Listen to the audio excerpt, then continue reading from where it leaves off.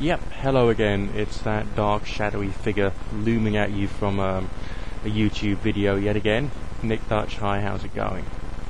Alright, now I'd like to talk a little about trying to inject a bit of science into the occult, the supernatural, magic, the magical, and all the rest of it.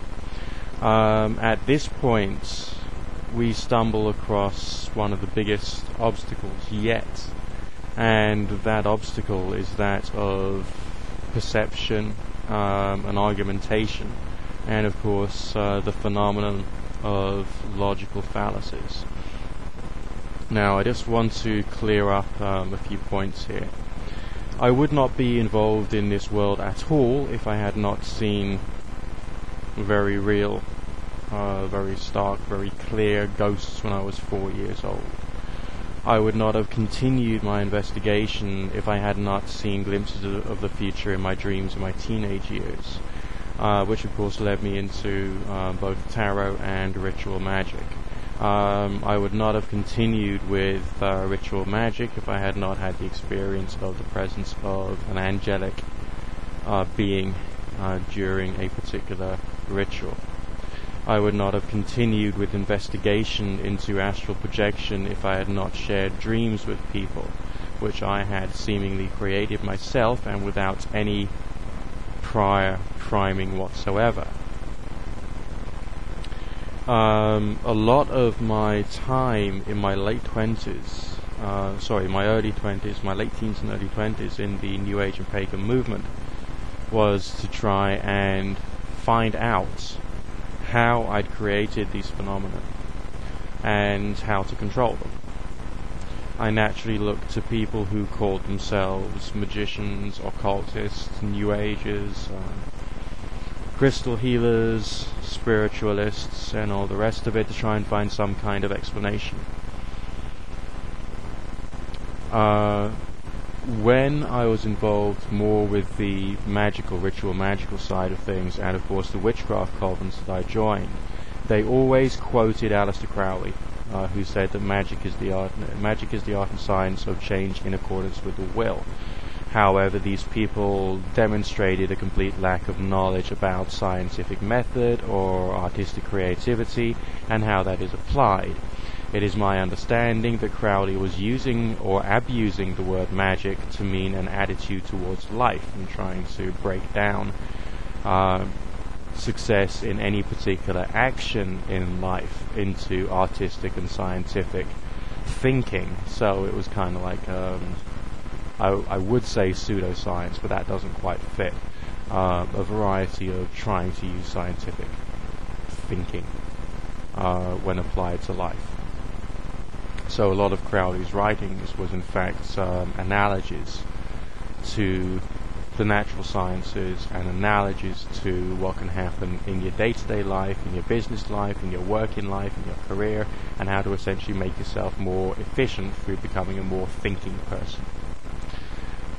So the definition that Crowley used and the definition that the New Agers and the alleged magicians and occultists used were completely different. My primary experience, not only in later life, namely the past few years when I've been working as a practicing tarot reader, has been that people, instead of trying to work out what phenomenon, what factors created a certain effect, they would use religious laws or religious justifications or religious models of the way the world works to try and explain supernatural phenomena. I can hypothesize that this is created from a number of different factors. Number one, when someone is trying to act magically, yes, they have to perform some type of religious or quasi-religious exercises which do create religious experiences. Some religious experiences can be so powerful that they seem to fill the void of knowledge that various human individuals have when they're coming across certain uncertainties in the natural and supernatural world. So people become more religious, and less occult, and definitely less scientific, and definitely less artistic. There are those who, having taken and accepted their religious models of the world, then see them or believe them to be 110% accurate because they correlate with the experience of life that they had during various religious or spiritual experiences. There's nothing wrong with that as far as it goes, but as far as trying to break down the phenomenon of the supernatural and to try and understand it, and to try and work out what has caused what and how to recreate the effects, these people fall short and try and defend their views in a similar manner to a creationist who, having realized that they can't explain anything, but they have a strong belief which may be fortified by spiritual experiences in prayer, they then try and defend with great passion, but without any artistic or scientific reasoning, wisdom, or knowledge or understanding. This creates a big problem for myself.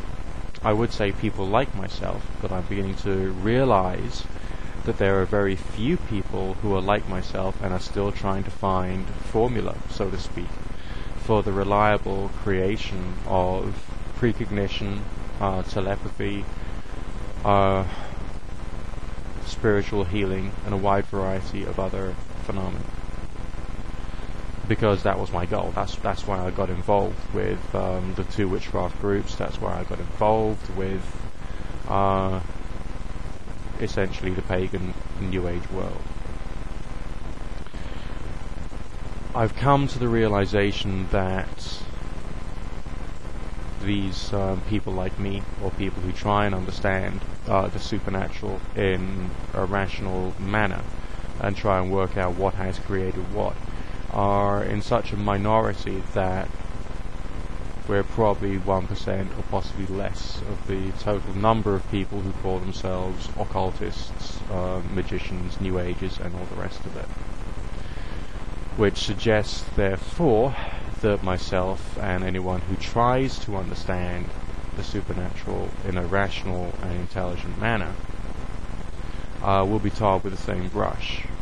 So if I call myself an occultist, I call myself a magician, I call myself a spiritualist, then I will be assumed to be someone who has beliefs which can then be attacked with various I suppose logical fallacies. The ad hominem, for instance, is one of the very common ones. But this does still lead me to the point of thinking that there must still be ways to define the supernatural and the controllable phenomena, to work out what they are, and to create a kind of science, and in this case I suppose I mean body of knowledge, because human skill is variable, therefore 100% reliable results are probably non-existent. So a body of knowledge as to how these things can be created.